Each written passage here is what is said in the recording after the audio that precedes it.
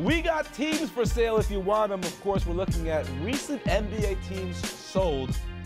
What stands out to me is the fact that the Milwaukee Bucks were sold for $550 million, and Golden State, a team that I put a lot of value in, didn't sell for anywhere near that. But now that group is worth $800 million.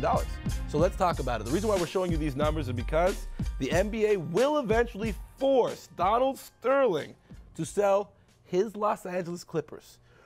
The numbers that are coming out in reports in the news are atrocious. Dr. Evil numbers, $2.5 billion. Wow. Now, I'm not sure if these reports are true or not, but it just strikes me that no NBA, I don't even know if a professional team's ever been sold for that price.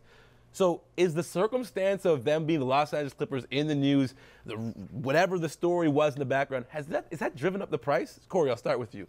I think. Explain this price to me. I think it's just because of LA.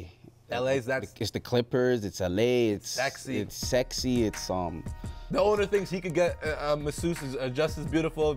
If you're the owner, you're gonna get a lot of love out in LA. It seems. Yeah.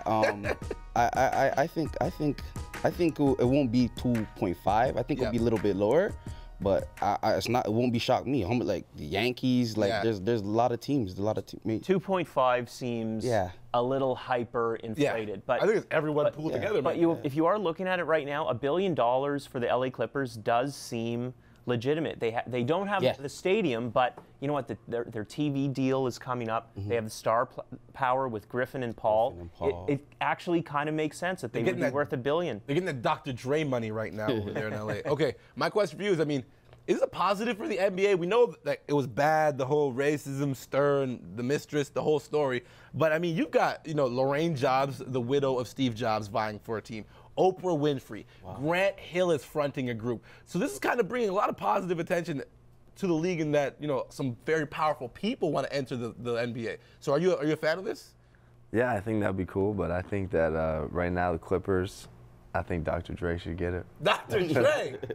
Actually, you know what? I'm with you on that. I'm about that Dr. Dre team. What would he change it to? Like the Los Angeles Beats? He just sold the Beats to Apple for $3.2 billion, so he's got it right there. Yeah, a lot of people thought Tyrese would have messed up that deal, though. $1 billion's beer money for him. That's nothing. Okay. So that's crazy. Now, on the other side, of course, we had the reports that Sterling gave the team to his wife, and she said that they were going to sell the team. Then now he says he's going to keep the team. What do you think is going to end up happening? I think he just. I think he just the quickest way possible. He just needs to, like if they're June 3rd, they're coming up with the forced sale thing. Yep, 75% is what they need. Yeah, I think they need to just hurry up and get this over with because we don't want a dark cloud hanging over the NBA. And that is in the best case scenario. The problem is going to be lawyer stuff and legal issues, and that's that's going to be up to the Sterlings how they're what kind of fight or battle. The question there is, are they just doing this to get as much money as possible for the team, or are they legitimately going to fight to the bitter end and not let go of that team? Now, we've talked about this over and over on this show. We tried to avoid it for the last few weeks because it was just in the news cycle so much. But Corey, we know that we haven't given a chance for you to give us your initial reaction when this story first broke. As a young black guy, on the scene, a big fan of the NBA, you're investing your dollars, going to games, buying the product. What was your initial reaction when you found that out?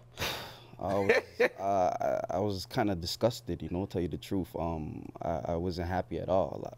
Even though it was a private conversation and whatever, I kind of thought it was fake. I'm like, you know what I mean? Like, I watched Blake Griffin and Chris Paul, and the way he was just talking, I didn't like it at all. I didn't like it. Left a bad taste in your mouth. Yeah. We don't ever want to have that taste put back in our mouth again. Listen. Yeah. No, go. And they said he had it in the past. Yes. Right? Well, there's been tons of stories. Yeah, a lot of ownership, presidents, land. There's too much. Donald Sterling, get off my show. Listen. Still more to come on the Hangout, of course. We got to talk about, since we have talked about ownership, I want to talk about something we haven't gotten a chance to talk about, which is, we know Stan Van Gundy's back in the NBA, but coaches and GMs have not been getting along recently.